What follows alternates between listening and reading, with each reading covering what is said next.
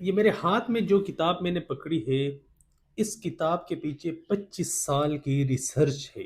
Napoleon ہل نے وہ ریسرچ کی ہے، اور وہ ان لوگوں پہ ریسرچ کی ہے جو ٹائکونز کہلاتے ہیں، جو اپنی انڈسٹری کے اور اپنے فیلڈ کے اور اپنے کیریئر کے بالکل ٹاپ پہ پہنچ چکے ہیں۔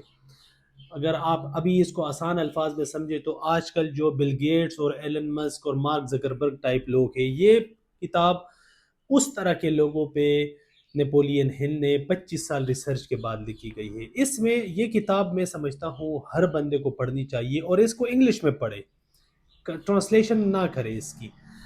اس میں جو 30 میجر کازز ہے جو انسان فیل ہوتے ہیں، جو بندہ فیل ہوتا ہے، جو ناکام ہوتا ہے، اس کتاب میں 30 ایسے میجر کازز لکھے گئے ہیں، لیکن اس میں 6 ایسے میجر کازز ہیں جو ابھی میں اس کو ریڈ کر رہا تھا کہ مجھے لگ رہا ہے کہ یہ پاکستانی سوسائٹی پہ بڑے فٹ آ سکتے ہیں۔ اس میں پہلے نمبر پر ہے انسفیشینٹ ایجوکیشن۔ ہم ڈگری حاصل کر لیتے ہیں اور ہم سمجھتے ہیں کہ ہم آل ان آل ہو گئے ہیں، ہم نے بس جو نا فتح ہونے والی چیز تھی ہم نے اس کو بھی فتح کر لیا، ہم نے ایک بہت بڑا تیر مار لیا ہے۔ حالانکہ اس کتاب کے مطابق یہ کہا گیا ہے کہ یہ اس ایجوکیشن کو، جو کالج یا یونیورسٹی کی ڈگری، اس کو انسفیشینٹ قرار دیا گیا ہے، اور اس میں یہ کہا گیا ہے جو بیسٹ لوگ ہیں، کامیاب لوگ ہیں، وہ سیلف ایجوکیٹڈ ہوتے ہیں۔ یہاں کہنے کا مطلب یہ ہے کہ ہم ڈگری کے بعد اپنے آپ پر جو ہماری انویسٹمنٹ ہے ایجوکیشن کے حوالے سے، اس کو مت روکے، اس کو روکنا نہیں چاہیے، اور یہ ہمارا جو سیکھنے والا عمل ہے یہ ہر ٹائم جاری رہنا چاہیے۔ اپنے آپ کو دور جدید کے مطابق ہم آہنگ کرنا چاہیے، نئی نئی چیزیں سیکھنی چاہیے اور نئے نئے ٹرینڈز کو اڈاپٹ کرنا چاہیے۔ تو اسی وجہ سے اس کتاب میں جو کہا گیا ہے کہ پہلی جو ان کی نشانی ہوتی ہے جو ناکام لوگ ہیں، وہ یہ ہے کہ وہ انسفیشینٹ ایجوکیٹڈ لوگ ہوتے ہیں، کہ مطلب ان کو یہ لگ رہا ہوتا ہے کہ ڈگری ہی ہمارے پاس آ گئی ہے تو بس دیٹس اٹ، ختم نہیں۔ دوسرے نمبر پر انہوں نے جو یہ دوسرا نمبر جو ہے یہ بھی ہمارے پاکستانی معاشرے پر بڑا فٹ آتا ہے، اور وہ ہے کہ ال ہیلتھ۔ مطلب ہم صحت کو اتنا فار گرانٹیڈ لے رہے ہیں، اور یہاں پر صحت سے کیا مراد ہے ان کا؟ کہتے کہ اوور ایٹنگ آف فوڈ۔ یہ اگر ایک چیز کو دیکھ لیں، ہم دیکھیں ہم شادی وغیرہ میں جاتے ہیں، اور ہم وہاں پر جب یہ آواز دی جاتی ہے کہ کھانا لگ گیا، تو کھانا لگ گیا نہیں بول دے کہ وہ کھانا کھل گیا ہے۔ اور کسی نے یہ بھی کہا تھا کہ جب کھانا لگ جائے تو پھر کھانا نہیں کھلتا، لوگ کھل جاتے ہیں، لوگوں کو چھوڑا جاتا ہے، اور وہاں پر اتنی اتنی پلیٹیں بھر کے لے آتے ہیں، ہماری آنکھیں بھی بھوکی ہوتی ہے، ہمارا پیٹ بھی نہیں بھر رہا ہوتا، اور ہم کھائی جا رہے ہوتے۔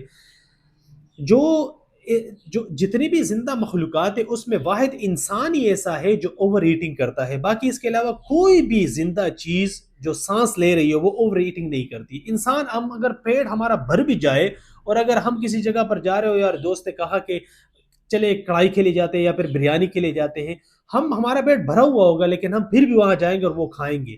یہ جو اوور ایٹنگ والی عادت ہے ہماری، یہ انتہائی خطرناک ہے ہماری صحت کے لیے۔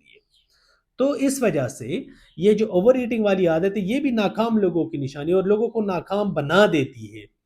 اب وہ کہتے ہیں نا کہ اگر آپ کے 100 مسائل ہیں تو کوئی مسئلہ نہیں، لیکن اگر آپ کی صحت خراب ہے تو پھر آپ کا ایک ہی مسئلہ ہے۔ وہ موسیٰ علیہ السلام نے ایک دفعہ اللہ تعالیٰ سے پوچھا کہ اگر آپ انسان ہوتے تو کیا ڈیمانڈ کرتے؟ تو اللہ نے کہا کہ اچھی صحت۔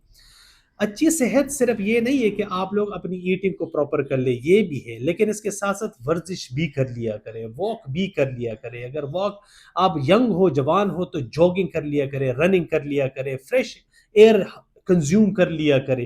اس سے جتنا بہتر آپ کے یہ جو سر سے لے کر پیر تک آپ کے پاس یہ جو جسم ہے، یہی تو اوزار ہے جس سے آپ دنیا کے ساتھ لڑتے ہو، یہ ایک جگہ سے دوسری جگہ آپ کو لے جاتا ہے۔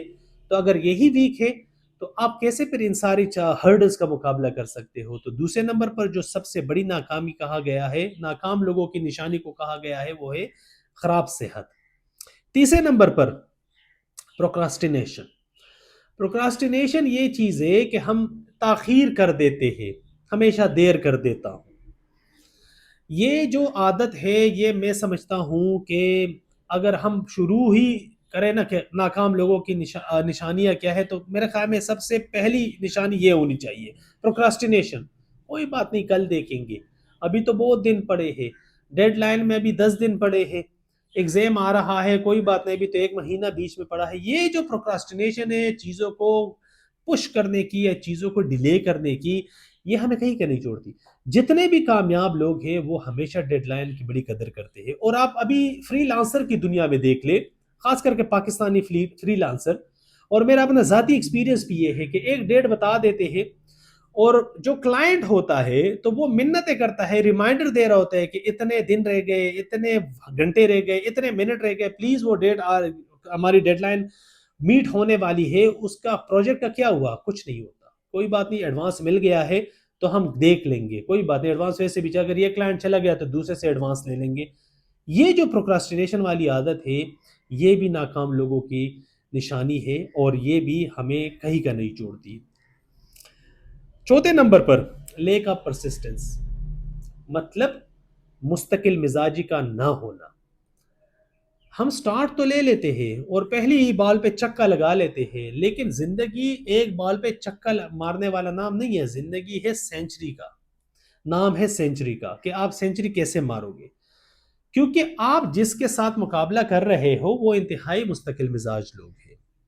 تو اگر آپ کی مستقل مزاجی یہاں ڈماڈول ہوگی، اور اگر آپ ہی کچھ عرصے بعد اپنی ایفرٹ کو چھوڑ دیں گے، تو پھر یہ گلہ ہمارا نہیں بنتا کہ میں نے تو پوری کوشش کی تھی لیکن چونکہ بات نہیں بنی، اور پھر آخر میں ہم کس کو دوش ٹہراتے ہیں، کس پہ انگلی اٹھاتے ہیں؟ قسمت سے ساتھ نہیں دیا.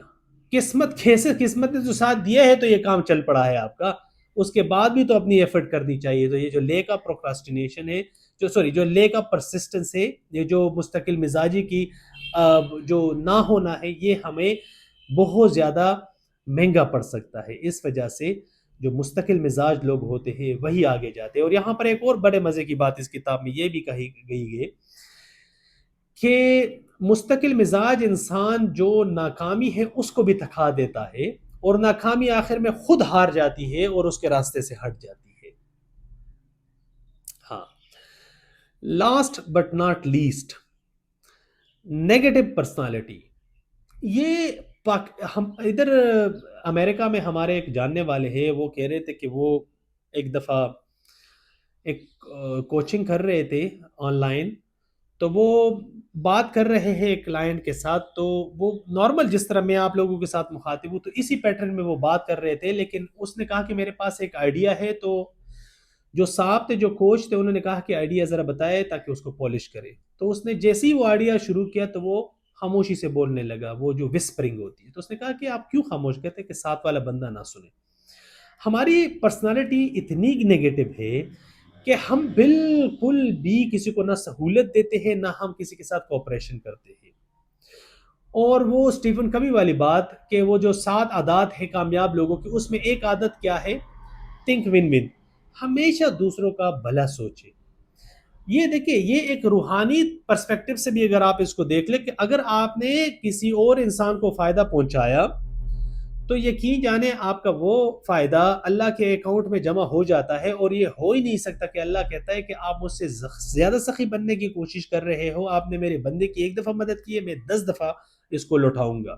اور وہ کرتا بھی ہے.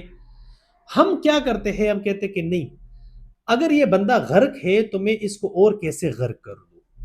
تو جو ناکام لوگ ہیں ان کی پرسنالٹی میں یہ نیگیٹو چیز بہت زیادہ ہوتی ہے. میں آپ کو ہائیلی ریکمینڈ کروں گا، یہ کتاب ہے تھنک اینڈ گرو رچ، اس کو لازمی اپنی لائبریری کا حصہ بنائیں.